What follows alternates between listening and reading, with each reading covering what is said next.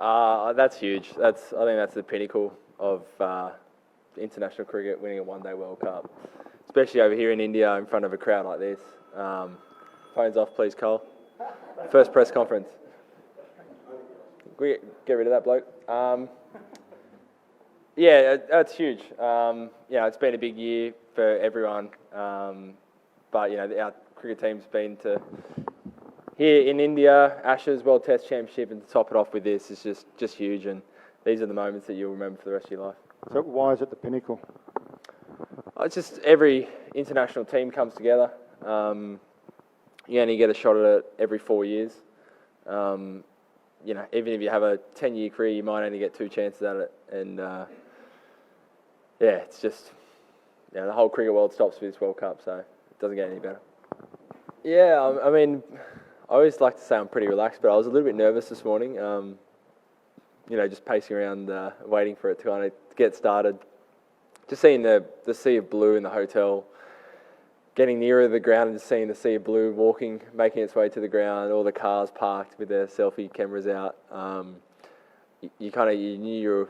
তোমার কনকাই season 2 concha সবার জন্য আধুনিক প্রযুক্তি. Walking into something pretty special, and then to walk out, for the toss and just see 130,000 blue Indian shirts. It's an experience you'll never forget.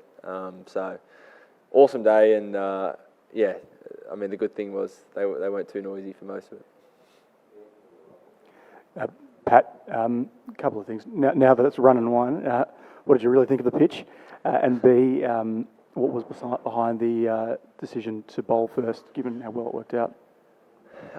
The pitch played pretty well, actually. It was quite slow and basically, no bounce. But I don't think the bounce was anything different to anywhere else in the tournament.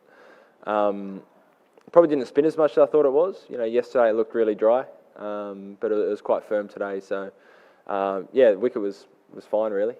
And then, the toss, we were kind of umming and ahhing right up until the toss, really. But I thought, half a chance of the wicket getting better tonight. And, in a World Cup game, you can make a mistake bowling and it doesn't really matter too much. But if you make a mistake batting and you're under pressure, it can be fatal. So it just felt like it was the right time to go out and have a bowl. And just given how big a year it's been for you on so many fronts, how are you feeling, just, I suppose, emotionally, given the spectrum of emotions you felt this year? Yeah, I mean, at this moment, just incredibly proud, really, of the year we've had. I've obviously had a really big year. I know my family at home is watching. Just got a message from Dad saying, he's had a lot of 4 a.m. wake up, or not going to bed till 4 a.m. So he's as pumped as anything. You sacrifice a lot to play for Australia, and everyone in the team has, and we've spent a lot of this year away. But to be, we do it for these moments. And my wife and 2-year-olds probably asleep, hopefully asleep. But they're all pumped. They do the journey with us. So everyone's got their own story, but there's a lot of proud people out there in our team. Trev Head was phenomenal. I think I said it on stage. I mean, I think a lot of credit should also go to Andrew McDonald and George Bailey, the selectors, to take a punt. He had a broken finger or broken hand for the half of the tournament, but to keep him in the squad was a huge risk.